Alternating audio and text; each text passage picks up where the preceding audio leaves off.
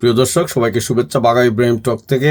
আমি ইব্রাহিম চৌধুরী খোকন আপনাদের শুভেচ্ছা এবং ভালোবাসা জানাচ্ছি। আজকে যে মুহূর্তে ভিডিওটা রেকর্ড করতেছি এটা 31 ডিসেম্বর, বছরের শেষ দিন 2025 সালের। এবং যে মুহূর্তে এই রেকর্ডিং করতে বসেছি সেই মুহূর্তে শুধু বাংলাদেশ নয়, প্রায় সমস্ত বিশ্বের পত্রিকায় বাংলাদেশের সাবেক প্রধানমন্ত্রী বেগম খালেদা জিয়ার যে জানাজা, তাকে অন্তিম বিদায় জানাতে যে লাখো লাখো মানুষের সমাবেশ, সেই সমাবেশকে নিয়ে আলোচনা হচ্ছে। আমার মনে হয় সারা পৃথিবীতে ছড়িয়ে থাকা লাখো লাখো বাংলাদেশি শুধু নয়, বাংলাদেশ সম্বন্ধে আগ্রহ রাখে এমন বিদেশিরাও বাংলাদেশের দিকে নজর রাখে। আমাদের সময়ের সবচেয়ে বড় জমায়েতের মধ্য দিয়ে, সবচেয়ে বড় ভালোবাসার মধ্য দিয়ে, ভালোবাসার আয়োজনের মধ্য দিয়ে বাংলাদেশের মানুষ তাদের একজন নেত্রীকে, বাংলাদেশের মানুষ তাদের একজন সাবেক প্রধানমন্ত্রীকে বিদায় জানিয়েছে। আমাদের অনেক অপকর্মের জন্য, আমাদের অনেক কাজকর্মের জন্য আমরা সারা বিশ্বে সমালোচিত, আমরা নিজেরাও আমাদের সমালোচনা করি, কিন্তু এই কাজের মধ্য দিয়ে যেন সমস্ত বাংলাদেশ একাকার হয়ে গিয়েছিল। আমি ব্যক্তিগতভাবে কখনোই বেগম খালেদা জিয়ার রাজনীতির দল করি নাই, এবং তিনি ক্ষমতাকালীন সময়ে যেহেতু সাংবাদিক হিসেবে কখনো তাদের বিপক্ষে লিখেছি, একজন রাজনৈতিক কর্মী হিসেবে তাদের বিপক্ষে বক্তব্য দিয়েছি, কিন্তু ব্যক্তি খালেদা জিয়া কখনো আমাদের আক্রমণের লক্ষ্যবস্তু ছিলেন না। তার ব্যক্তিত্বটাই এমন ছিল, এবং তার মৃত্যুর পরবর্তী যে প্রতিক্রিয়া দেশে বিদেশে এবং বিশেষ করে তাকে শেষ বিদায় জানাতে, এটা অভাবনীয়। আমাদের জীবদ্দশায় আমরা দেখেছি যে শহীদ প্রেসিডেন্ট জিয়াউর রহমানেরও এই ধরনের বিশাল জনসমাবেশের মধ্য দিয়ে মানুষ বিদায় জানিয়েছিল তার নারকীয় হত্যাকাণ্ডের পর। আমরা সাম্প্রতিক সময়ে যুবনেতা উসমান হাদি, তাকেও মানুষ ভালোবাসা দিয়ে বিদায় জানিয়েছে বিশাল লাখো মানুষের জমায়েতের মধ্য দিয়ে। আমার জীবদ্দশায় আমরা জেনারেল উসমানের তখন সামরিক শাসন সিলেটে বিশাল জনসমাবেশে, জন উপস্থিতিতে মানুষ বিদায় জানিয়েছিল। মানুষের এই মৃত্যু পরবর্তী প্রতিক্রিয়া দেখে একজন মানুষের প্রতি মানুষের ভালোবাসা পরিমাপ করা যায়। তখন সমস্ত রাজনৈতিক বিভেদ, সমস্ত প্রশ্ন সব থমকে দাঁড়ায়। মানুষ একা আসে, একা যায়, এর মধ্যে কেউ কেউ জনসমুদ্রের ঢেউ তুলে যায়। যখন কোন নেতার শেষ বিদায় রাজপথে মানুষের ঢেউয়ে ভরে ওঠে, তখন তা হয়ে ওঠে মূল্যায়নের মুহূর্ত। রাষ্ট্র, সমাজ, ইতিহাস সব একসঙ্গে দাঁড়িয়ে বলে দেয় এই মানুষটি আমাদের জীবনে কিছু রেখে গেছেন। ইতিহাসের পাতা খুললে এমন দৃশ্য আগেও হয়েছে। আমরা যদি সেই আদিকালের ইতিহাস দেখি, রোমে জুলিয়াস সিজার্স এর অন্ত্যেষ্টিতে সাধারণ মানুষ তার কফিন ঘিরে দাঁড়িয়েছিল। শেক্সপিয়ার সেই দৃশ্য দেখে তার সেই অমর পংক্তি লিখেছিলেন। সেখানে বাস্তবতা ভিন্ন ছিল। রোম সাম্রাজ্য তখন বুঝেছিল সিজার কোনো কেবল ক্ষমতাবান রাজাই ছিলেন না, তিনি সময়কে নাড়া দিতে পেরেছিলেন। আমরা আমাদের সময়ে দেখেছি দক্ষিণ আফ্রিকার নেতা, বিশ্বের মানবাধিকার নেতা নেলসন ম্যান্ডেলার শেষ বিদায়ে গোটা বিশ্ব স্তব্ধ হয়ে গিয়েছিল। দক্ষিণ আফ্রিকার জোহান্সবার্গের স্টেডিয়াম, রাজপথ, শহর, সবখানে মানুষের নীরব ভিড়। ম্যান্ডেলা নিজে বলেছিলেন I am not a saint. I am not a saint বলা সেই মানুষটাকে মানুষ বিদায় দিয়েছিল এক নৈতিক উচ্চতায়, কারণ নেলসন ম্যান্ডেলা প্রতিশোধ নয়, ক্ষমার রাজনীতি শিখিয়েছিলেন সারা বিশ্বকে। তার এই কথার সাথে কি বেগম খালেদা জিয়ার তুলনা চলে? হ্যাঁ, কখনোই।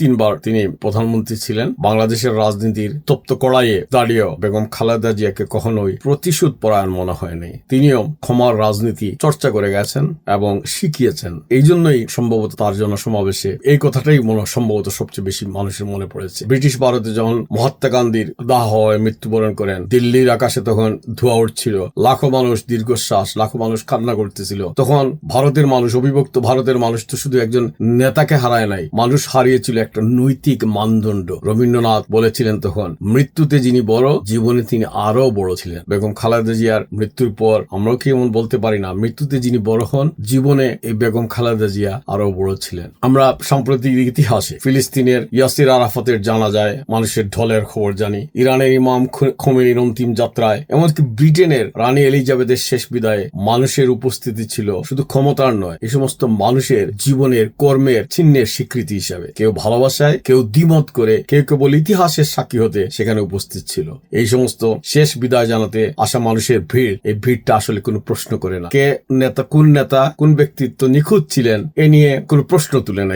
এই ভিড় প্রশ্ন করে তিনি প্রাসঙ্গিক ছিলেন কিনা, তিনি কতটা মানুষের জীবনকে প্রভাবান্বিত করে গেছেন, তিনি সময়ে কতটা প্রাসঙ্গিক হয়ে উঠেছিলেন। কেউ কেউ ক্ষমতায় থেকেও ইতিহাসে অনুপস্থিত থাকেন, কেউ ক্ষমতার বাইরেও থেকে ইতিহাসে কেন্দ্রে চলে যান, আর কেউ ক্ষমতার বাইরে থেকে একদম ইতিহাসের কেন্দ্রে পৌঁছে যান। Power belongs to the people and it exists only as long as they keep it alive. শেষ বিদায়ের এই মানুষের ঢল আসলে বলে দেয় সেই মানুষটি ক্ষমতা ছিল মানুষের স্মৃতিতে। সব মৃত্যুই সমান নয়, কিছু মৃত্যু আলো হয়ে থাকে। আলো হয়ে থাকে সেই মৃত্যু যা জীবনের দীর্ঘ ছায়া ফেলে সমাজে, রাজনীতিতে, মানুষ কথোপকথনে। শেষ পর্যন্ত রাষ্ট্রীয় প্রটোকল নয়, কামানের গোলা নয়, পুলিশের করুণ বিউগল নয়, ইতিহাস গড়ে ওঠে মানুষের পায়ে পেয়ে হেঁটে আসা উপস্থিতিতে। শেষ বিদায়ের উপস্থিতি, লাশ তখন আর লাশ থাকে না, তা হয় ওটা এক যুগের সমাপ্তি। বেগম খালেদা জিয়ার শেষ বিদায়ের জানা যায় তেমনি একটা পরিস্থিতির সৃষ্টি হয়েছিল।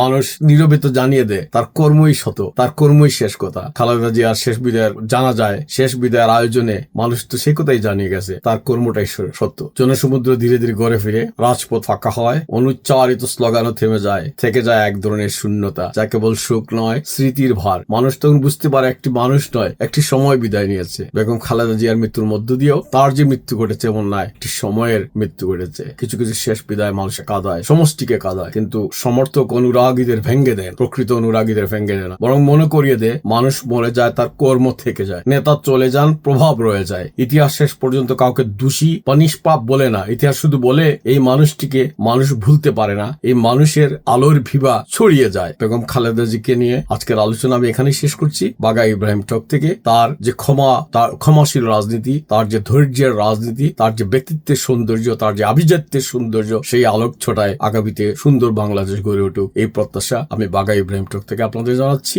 আপনারা আমার বাঘা ইব্রাহিম টক শোটা শেয়ার করবেন আর শেয়ার করে যুক্ত থাকবেন। আমরা এইসব নিয়ে আলোচনা করব। আমরা বেগম খালেদা জিয়ার পুণ্য স্মৃতির প্রতি শ্রদ্ধা ও ভালোবাসা জানাচ্ছি।